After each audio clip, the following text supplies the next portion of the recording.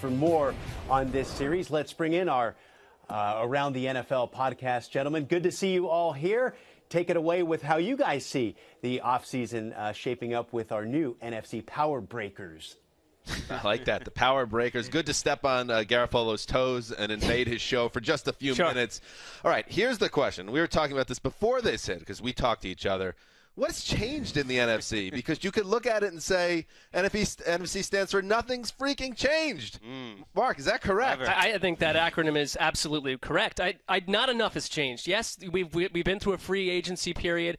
Rather low wattage. You can talk about a couple teams added a wide receiver, but the Vikings added Latavius Murray. I don't see the landscape as having shifted that much. It's the same group of teams as last year at this point that still stand the best chance to get to the Super Bowl. There isn't a low-level team that suddenly jumped into that mix in my book, and you can't convince me that's true until after the draft. Many a football expert have made that same statement around this time of year. In well, years past. Totally unoriginal point by me. Not even sure why I'm on NFL Network.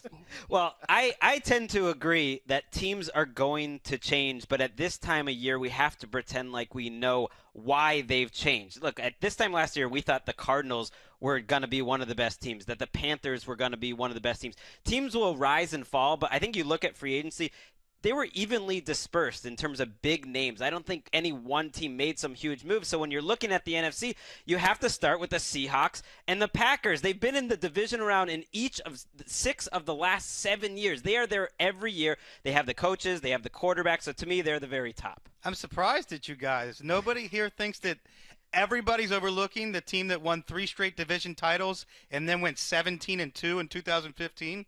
The Carolina Panthers had a lot of bad luck last year with the offensive line, Cam Newton's injury, Luke Kuechly's injury.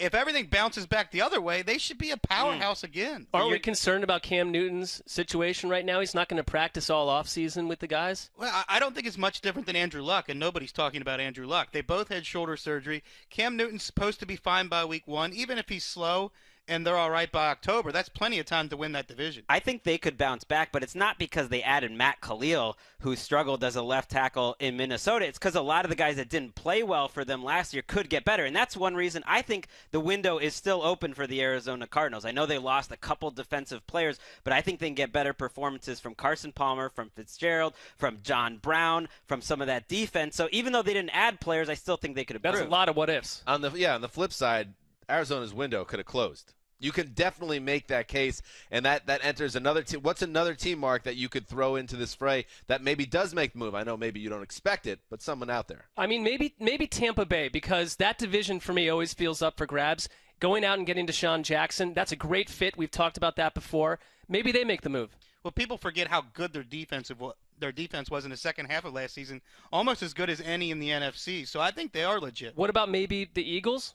I could see the Eagles rising up. I like what they've done this offseason. Rising up, I like that too. That was on purpose. Mark, you mentioned, though, it's the same teams every year, but it's not really the same teams. It's the Seahawks and the Packers. Think about the playoffs last year. You had the Lions in the mix. You have the Giants who hadn't been there. Right, a bunch of teams. You had the Cowboys. Sure, but there are 6 teams that have to make the playoffs, but it doesn't mean all 6 are to be taken seriously. And last year, a bunch of teams that made the playoffs were not. Is anyone nervous a little bit about scar tissue and the Atlanta Falcons, who might be soaring downward after the most crushing loss in NFL history?